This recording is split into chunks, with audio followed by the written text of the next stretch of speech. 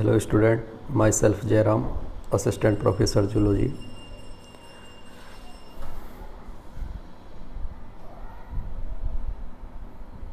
आज हम जूलॉजी के फर्स्ट पेपर के बारे में बात करेंगे। BSc part first zoology paper first, जिसे हम आपको पढ़ाएंगे।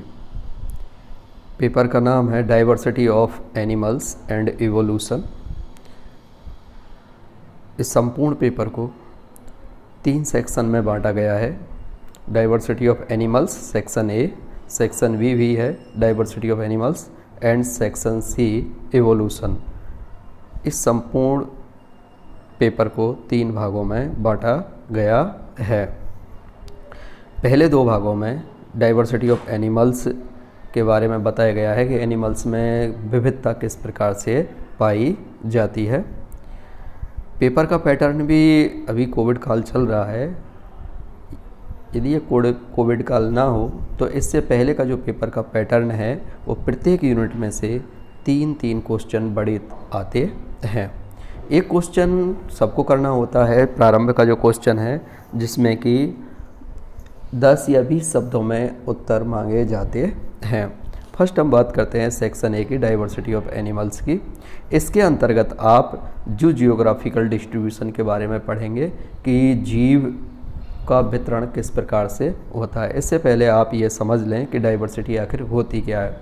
हिंदी में जिसे हम जैव विविधता कहते हैं, जैव विविधता जीवों में पाए जाने वाली विविधता। तो पृथ्वी पर विभिन्न प्रकार के पेड़ पौधे एवं जीव जंतु पाए जाते हैं, जिसे हम जैव विविधता कहते हैं या बायोडाइवर्सिटी कहते हैं। तो पृथ्वी पर जो विभिन्न प्रकार के जीव पाए जाते हैं ये जैव विविधता कहलाती है। इसमें बहुत अधिक विविधता पाई जाती है। पृथ्वी पर लगभग 1.8 मिलियन स्पीसीज पाई जाती हैं, जिनमें से लगभग 1.2 से 1.3 मिलियन जो स्पीसीज़ हैं वो एनिमल्स की पाई जाती हैं और लगभग 5 मिलियन के लगभग स्पीसीज़ प्लांट्स की पाई जाती हैं।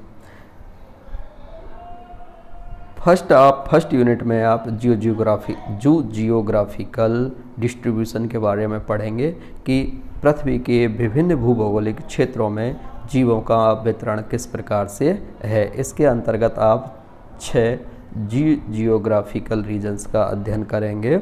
इन जियोग्राफिकल रीजन्स में और जीवों का वितरण किस प्रकार से पाया जाता है और किस प्रकार से वहाँ विविधता पाई जाती है। और यहीं पे आप एंडेमिज्म स्पीसीज़ के बारे में भी पढ़ेंगे, जिन्हें हम मूलज प्रजातियाँ भी कहते हैं। ये इस प्रकार की स्पीसीज़ होती हैं जो किसी एक विशेष रीजन में या क्षेत्र में पाई जाती हैं और अन्य स्थान पर नहीं पाई जाती हैं। इस प्रकार के स्पीसीज़ को हम एंडेमिज्म स्पीसीज़ कहते हैं। सेकंड, आप इसके बारे में biodiversity of fauna of Indian and bird, Indian की बायोडाइवर्सिटी और बर्ड की डाइवर्सिटी के बारे में अध्ययन करेंगे। एंड थर्ड है इसमें एडाप्टेशन, अनुकूलनों के बारे में अध्ययन करेंगे कि जीवों में किस प्रकार के अनुकूलन पाए जाते हैं। आप जानते हो कि अनुकूलन क्या है। अनुकूलन होते हैं जीवों में या तो आकार की या कार्य की या फिजियोलॉजिकल या व्यवहारिक परिवर्तन जो उसे उस वातावरण में रहने के लिए अधिक अनुकूलित बनाते हैं या एडाप्टिव बनाते हैं। अर्थात इस प्रकार के जीवों में परिवर्तन आते हैं, वो आकार की हो सकते हैं, फिजियोलॉजिकल हो सकते हैं या व्यवहारिक हो सकते हैं, जो उन्हें उस वातावरण में रहने के लिए अधिक अनुकूलित बनाते हैं और उनका जीवन यापन उस वातावरण में या उस एरिया में आसानी से हो सकता है। उसे हम एडाप्टेशन कहते हैं। इसके अलावा आप इसमें कॉन्टिनेंटल ड्रिफ्ट के बारे में पढ़ेंगे। तो यह आपकी फर्स्ट यूनिट है डाइवर्सिटी ऑफ एनिमल्स की, जिसके अंतर्गत आप जियोग्राफिकल डिस्ट्रीब्यूशन, इंडियन और बर्ड में बायोडाइवर्सिटी किस प्रकार से पाई जाती है, एडाप्टेशन, अनुकूलन और conservation measure were required, conservation या संरक्षण जिसे हम बोलते हैं, उसके बारे में आप अध्ययन करेंगे और कॉन्टिनेंटल ड्रिफ्ट। सेकंड यूनिट के अंतर्गत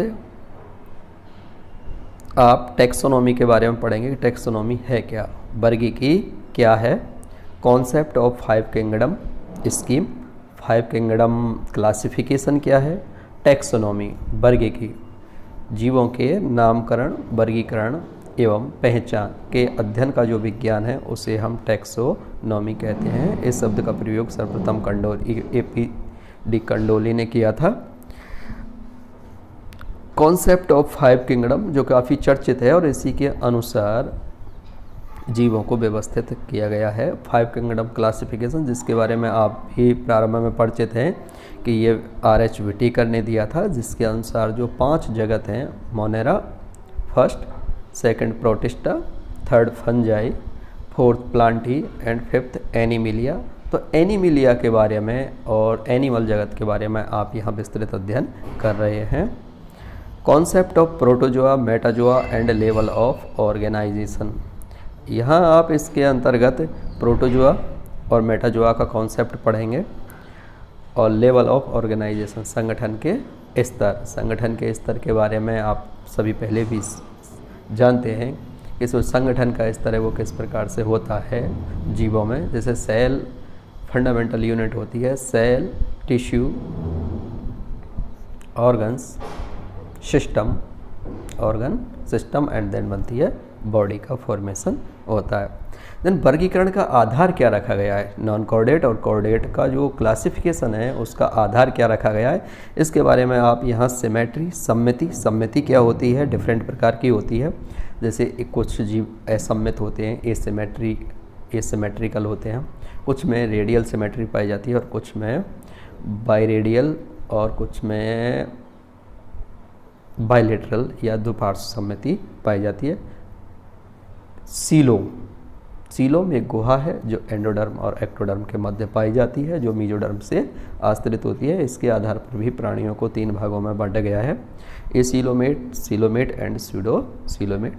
इसके बाद आप सेगमेंटेशन पढ़ेंगे, कुछ में तो ट्रू सेगमेंटेशन पाया जाता है और कुछ में फॉल्स सेगमेंटेशन भी पाया जाता है। इन दोनों के बारे में अध्ययन करेंगे। एंड देन एम्ब्रियोजेनी, भ्रूणकी के बारे में, भ्रूणोद्भव जिसे हम बोलते हैं, इसके बारे में यहाँ आप प्रोटोस्टोमिया और ड्यूटोस्टोमिया के बारे में पढ़ोगे।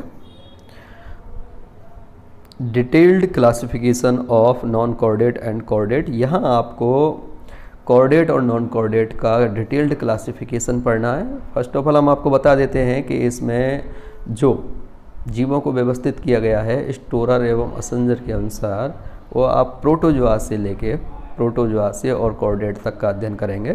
Protozoa, Porifera, Coelenterata, Platyhelminthes, Aschelminthes, Annelida, Arthropoda, Mollusca, Echinodermata and Hemichordata. Then इसके बाद आता है कॉर्डेटा। कॉर्डेटा में भी आप प्रोटोकॉर्डेट्स पढ़ेंगे। प्रोटोकॉर्डेट्स में Hemichordata, Urochordata and Cephalochordata and then Vertebrata के बारे में अध्ययन करेंगे, जिसमें कि आपको आगे 5 क्लासेज हैं, सीधे ही हम आपको बता देते हैं। फिशीज, एम्फीबिया, रेप्टिलिया, एवीज और मैमल्स। इन सब का आपको जनरल कैरेक्टर्स पढ़ने होंगे, जनरल कैरेक्टर्स सभी के, और इनका जो क्लासिफिकेशन है अप टू ऑर्डर। कोशिश ये होगी कि सभी का क्लासिफिकेशन अप टू ऑर्डर हो और इनका ये जो क्लासेज हैं और ये जो संघ हैं, इनका दैनिक जीवन में क्या उपयोग है या इनका उपयोग क्या है उसके बारे में, यूज़फुलनेस के बारे में आप पढ़ेंगे। टाइप स्पेस में इनका भी अध्ययन करेंगे आप। इसके साथ साथ जैसे अमीबा है, पैरामीशियम है, युगलिना है, साइकन है, ये प्रत्येक संघ का एक एक यहाँ पे दे रखा है। तो ये ये जो सेकंड सेक्शन है ये काफ़ी लेंदी है बट इंटरेस्टिंग है। तो इसके अंतर्गत आप 5 किंगडम क्लासिफिकेशन, संगठन के स्तर क्या है and then basis of classification, वर्गीकरण का आधार क्या रखा गया है, इसके बारे में जानकारी प्राप्त करेंगे। थर्ड सेक्शन एवोल्यूशन से रिलेटेड है, उद्विकास, जीवों का जो क्रमिक विकास होता है, सरल जीवों से जटिल जीवों के जो विकास का जो प्रक्रम है उसे हम एवोल्यूशन या उद्विकास कहते हैं। इसी प्रकार से हमने आपको अभी बताया था स्टोरर एवं असेंजर का जो वर्गीकरण है, हमने प्रोटोजोआ से लेकर आपको कॉर्डेट तक का बताया था। तो वो एक क्रमिक विकास के आधार पर ही आपको बताया गया कि फर्स्ट आप प्रोटोजोआ पढ़ेंगे जो कि यूनिसेलुलर या ये सेलुलर ऑर्गेनिज्म होते हैं। देन आप पढ़ेंगे पोरिफेरा जो कि जिनमें सेलुलर लेवल का ऑर्गेनाइजेशन पाया जाता है। सिलेंट्रेट्स पढ़ेंगे जिनमें टिश्यू लेवल का ऑर्गेनाइजेशन पाया जाता है। धीरे धीरे विकास के क्रम के आधार पर ही ये व्यवस्थित किए गए एवोल्यूशनरी एस्पेक्ट के आधार पे। उसके बाद आप टीनोफोरा भी पढ़ेंगे जिसको माइनोफाइला के नाम से भी जाता है। Platyhelminthes, Aschelminthes, Annelida, Arthropoda, Mollusca, Echinodermata. तो ये क्रमिक हैं, धीरे धीरे ये विकास के क्रम में लगाए गए हैं।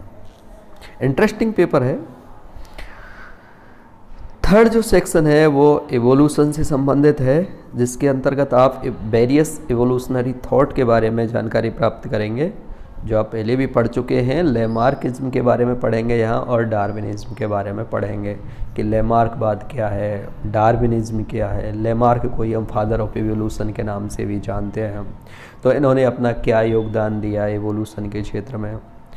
डार्विन ने अपना क्या योगदान दिया। जिराफ के एग्जाम्पल से आप काफ़ी चर्चित हैं लेमार्क के।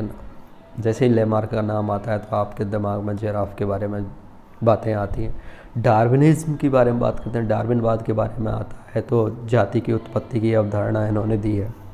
और इन्होंने एक पुस्तक लिखी है जिसका नाम है origin of species by natural selection.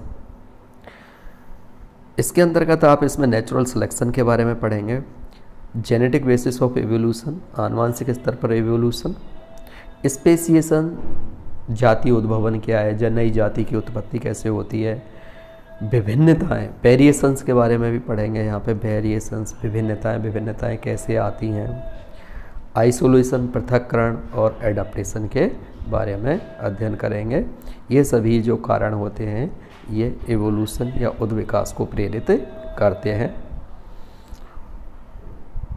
Then आप इसमें स्टडी करेंगे पैलियोंटोलॉजी की, जीवाश्मिकी जिसे बोलते हैं हम, जीवाश्मिकी विज्ञान या जीवाश्मिकी बोलते हैं। फॉसिल्स के जो अध्ययन का जो विज्ञान है उसे हम जीवाश्मिकी कहते हैं। फॉसिल्स क्या है? मृदा में जो जीवों के जो अवशेष पाए जाते हैं मृदा के नीचे या भूमि के अंदर या भूपर्पटी के जो नीचे मृदा में दबे हुए जो जीवों के अवशेष पाए जाते हैं उन्हें हम फॉसिल्स कहते हैं। जो ऐसा हो सकता है कि लाखों करोड़ों वर्षों पूर्व जब पृथ्वी में उथल पुथल हुई हो या कई लेयर बनती हैं तो कुछ जीव क्या होते हैं नीचे दब जाते हैं और उनके या तो आलेख या उनके जो हार्ड पार्ट होते हैं वो एज ए अवशेष के रूप में सुरक्षित रह जाते हैं।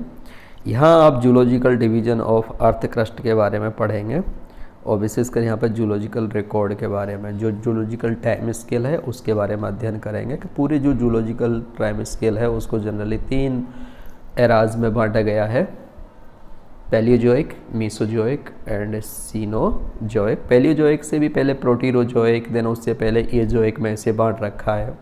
सीनोजोइक को आगे साइकोजोइक में भी बांट रखा है। ये एराओं के नाम है। देन इन एराओं को आप पीरियड्स में बांटेंगे और उनका प्रत्येक पीरियड्स का अध्ययन करेंगे। जैसे पैलियोजोइक जो एरा है इसे ऑर्डोविशियन,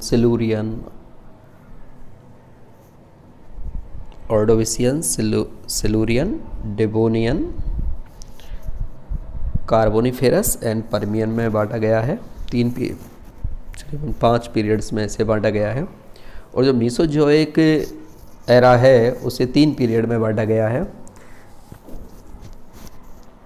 सीनोजोइक जो एरा है उसे 2 पीरियड में बांटा गया है और आगे इस सीनोजोइक पीरियड को एपोक्स में बांटा गया है। इन सब के बारे में आप अध्ययन करेंगे। Study of extinct forms, dinosaurs and Archaeopteryx, जो काफ़ी चर्चित रहे हैं डायनासोर्स के बारे में, जो रेप्टाइल्स हैं। एक बार केबीसी में पूछा गया था कि डायनासोर क्या है, तो डायनासोर्स ये रेप्टाइल्स हैं जो आज वर्तमान समय में ये विलुप्त हो चुके हैं। इनके केवल फॉसिल्स वगैरह ही पाए जाते हैं। आर्कियोप्टेरिस के ये भी काफ़ी चर्चित है। ये फॉसिल्स हैं और ये केवल फॉसिल्स के रूप में आज उपस्थित हैं और ये सभी अभी विलुप्त हो चुके हैं। आर्कियोप्टेरिक्स जिसे हम रेप्टिलिया एंड एवीज के मध्य की योजक कड़ी के रूप में जानते हैं, काफ़ी चर्चित है। इसका नील एक वेगनर नामक साइंटिस्ट ने इसको सर्वप्रथम खोजा था, समथिंग 1971 के लगभग इसको सर्वप्रथम खोजा गया, और इसको कनेक्टिंग लिंक्स कहा जाता है रेप्टिलिया एंड एवीज के मध्य की। कनेक्टिंग लिंक्स इस तरह का जीव होता है जिसमें कि दो संघ या दो क्लास के करैक्टर्स जिसके में पाए जाते हैं। तो ये बताता है आर्कियोप्टेरिक्स के रेप्टाइल्स से ही एवीज का विकास हुआ होगा। इनसे इवोल्यूशनरी जो विकास है उसके क्रम का पता चलता है। तो ये सब्जेक्ट काफ़ी आसान है, आप घबराएं नहीं। ये इसमें 3 सेक्शन हैं और ये पेपर जो diversity of animals and evolution, इसको हम आपको पढ़ाएंगे समय समय पर। आपको इस तरह के इस चैप्टर से, इस सब्जेक्ट से रिलेटेड वीडियो डाल दिए जाएंगे और उसकी लिंक आपको शेयर कर दी जाएगी। तो आप कृपया ध्यान रखें कि ग्रुप में जुड़े रहें और वीडियो जितने भी आपको डाले गए हैं उन सब का आप अध्ययन घर से ही करें। Thank you.